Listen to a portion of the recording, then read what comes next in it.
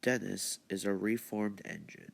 When he first arrived, he was very lazy and tricked others into doing his jobs for him. But after a year of working on Sodor, Dennis changed and the Fat Controller decided to keep him on Sodor. He is now the current station pilot at Knapford, and he did a fantastic job at running the yard, especially when Rosie came to help some time later. The engines used to resent Dennis, but over time they learned how useful he is. Even James and Fergus, who were usually skeptical of Diesels, welcomed him as a part of the family. However, while Dennis became friends with most of the engines, there are still four certain engines who he had a difficult time even getting along with. And those engines were the Little Westerners. When Dennis first arrived on Sodor, he left his trucks in the middle of the junction of the Little Western, and thus all trains were held up and delayed. It took a very long time to sort out the mess, and by the time it did, the engines were very late. While Toad was quick to forgive, the engines were not. They had been cross with Dennis ever since. It also didn't help that all four engines had bad experiences with Diesels in the past. Back when Duck was station pilot at Knapford, Diesel had crept into the yard and told lies about Duck that turned Gordon, Henry, and James against him. Donald and Douglas worked with plenty of Diesels back on their railway, and they were very rude. They started taking over their trains and were almost sent for scrap. Sir Topham Hatt did buy Donald, but not Douglas. Thankfully, Donald did come up with the idea to paint over their numbers and claim they had lost them, so Sir Topham Hatt would have a difficult time trying to figure each one out. If it wasn't for Donald, Douglas would have been scrapped. They both referred to Diesels as little devils, and Oliver had a similar fate as Douglas. However, he did try to escape from scrap. When his controller found out about his escape, he telephoned Control and sent some Diesels to find Oliver. So Oliver hid on a siding for days, only to run out of coal on the main line. And two Diesels came and took him to Barrow Scrapyard, where Douglas saved him from scrap. They never trusted Diesels since. They have made friends with Boko and Salty, but they treated all others with deep suspicion. Visiting Diesels sometimes boasted about how special they were. Usually, Boko and Salty had to spend the entire day soothing ruffled feelings. One day, 2 years after Dennis was purchased, Sir Topham Hatt came to see him in the yard. "Ah, Dennis," he said, "just the engine I was looking for." Oliver had an accident coming from Callan.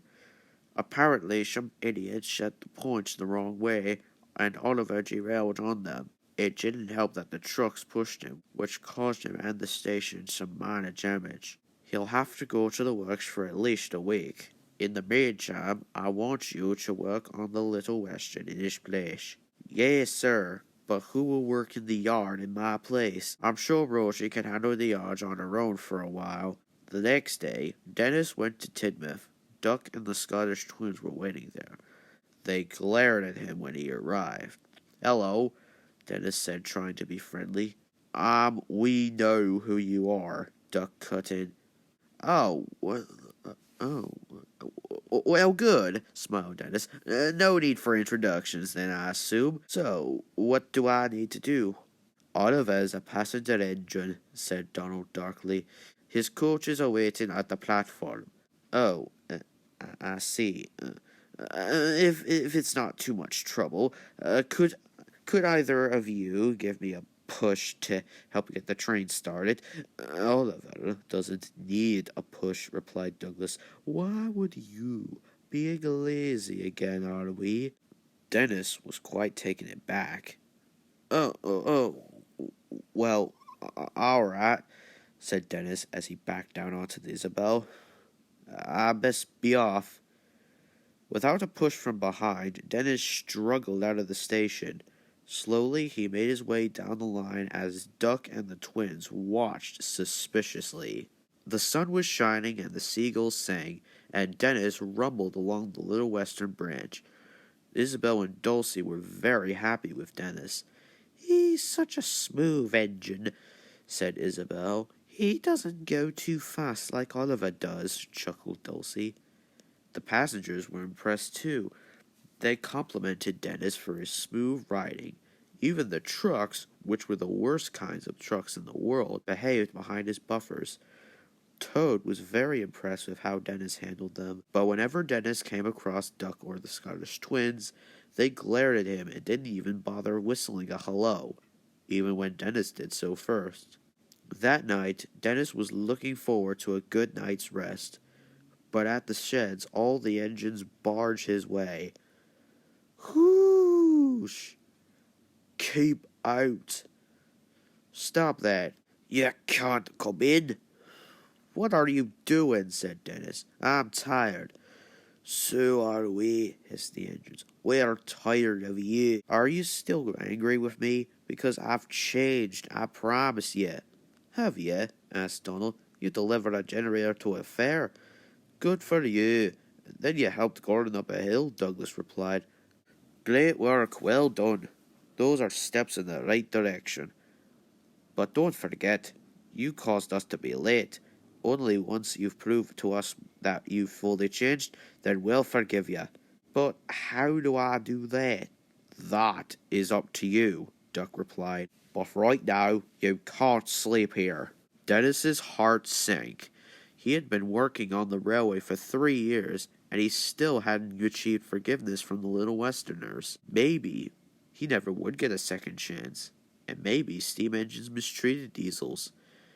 Dennis oiled to Harwick and rolled towards the sheds. Excuse me, he asked. Is it all right if I sleep here? My dear Dennis, chuffed Arthur. Why, of course. So Dennis rode into the spot next to Arthur, and the two were soon chatting like old friends till long after the stars came out. The next morning, Dennis told Arthur about Duck, Donald, and Douglas, how rude they had been, and how they still hadn't forgiven him. You poor engine, said Arthur sympathetically. Well, don't worry too much. Those 3 engines all had bad experiences with diesels. Just give it some time. They'll come around eventually. I don't know what eventually means, Dennis thought, but it sounds very, very long. A few days later, Douglas was sent to take the auto train, when he noticed a van sitting behind Dulcie. What's that? He exclaimed. It's a luggage van, said Isabella. Do you expect me to hold that? Surely you can manage one van with us. Douglas sighed and set off. They had a splendid run up to Cowan and were about to head back down to Tidmouth. But Douglas had an idea. Hey, Porter, he called. I think the van's axle boxes are in need of maintenance. I'll just detach it from the train and take a look at it, said the porter, and he did just that. Get in quickly, please, whistled Douglas. So the passengers climbed into the coaches, and Douglas started off without the luggage van, just as he planned. Mr. Douglas, come back, called Toad, but it was no good. Toad, what's wrong? Asked Dennis. It's Mr. Douglas. He left the luggage van behind. I think he did this on purpose. Don't worry, said Dennis. I'll take it to him as quick as I can. Dennis thundered down the line as fast as his wheels can carry him, which, unknown to him, wasn't very fast at all. At Tidmouth Station, Douglas pulled in proudly. He watched the passengers exit the coaches, but when some of them went to the back of the train, the luggage van was nowhere in sight. They quickly went to complain to the station master, until Dennis pulled in out of breath. The passengers cheered for Dennis, and as a reward, he was given the honor of pulling the next auto train, while Douglas sulked back to the sheds. On the way to Cowan Station, Dennis came across Donald stranded on the main line. What's the matter? He asked. Douglas has run out of water. We forgot to fill up before taking this train. Are you all right, Donald? Asked Dennis.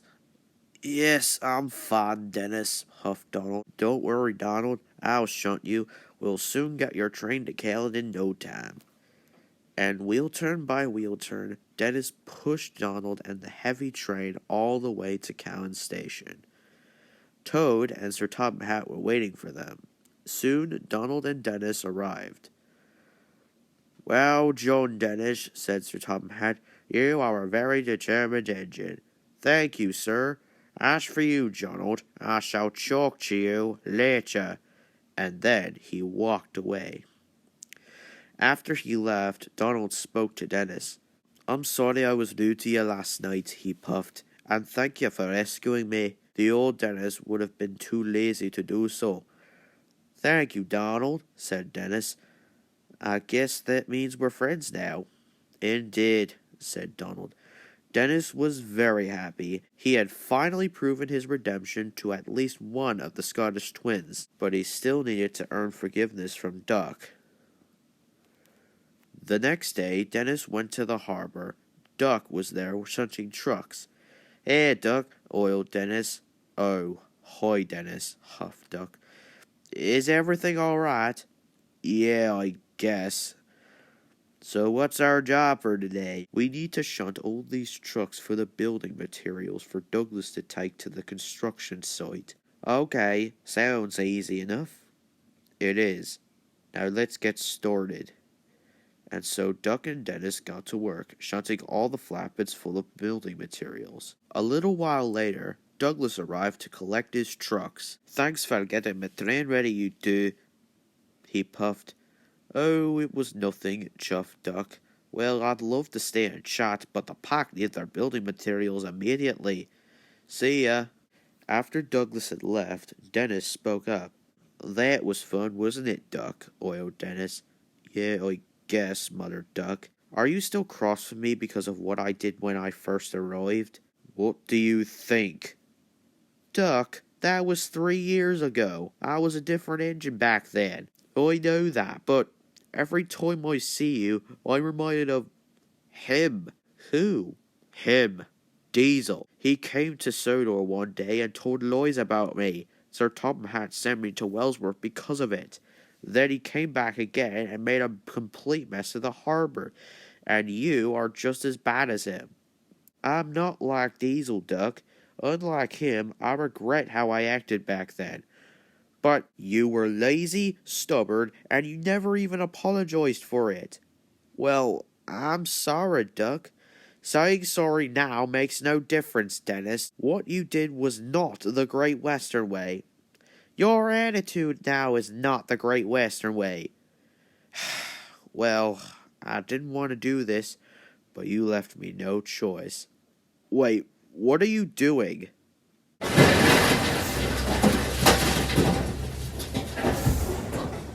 Why did you get yourself covered in coal? Well, would the old Dennis have done this? On purpose? No, he wouldn't have. He would have been too lazy to do so. You see, Duck, I'm not like Diesel anymore. I'm a changed engine, and I want to be good friends. The past is in the past, and we can move on from that. Duck knew Dennis was right. You're right, Dennis. I'm sorry for the way I acted throughout the last few days. That's all right, Duck. I quite understand why you acted like that. Who knows? Maybe your Diesel will change his ways too. Huh. Now that'll be the day when pigs fly. The Fat Controller did tell Duck, Donald, and Douglas off for not just their attitude towards Dennis, but he also told Douglas off for leaving the luggage van on the middle of the platform and explained that the purpose of a luggage van was for passengers to put their luggage as the auto coaches didn't have any room for it. Donald for not taking on enough water before taking his train, and Duck for being so rough with the truck. He apparently received several complaints from Miss Jenny that the building materials were either smashed, broken, or shattered. The 3 engines allowed Dennis to sleep in Duck's shed while he went to fix his mistake. When Oliver came back, Duck and the twins told him how well Dennis had managed. Oliver was surprised. He met Dennis for himself, and Dennis apologized for what he did, and Oliver forgave him. The Little Westerners were sad to see Dennis go, and hoped he would come back someday. Dennis hoped so too.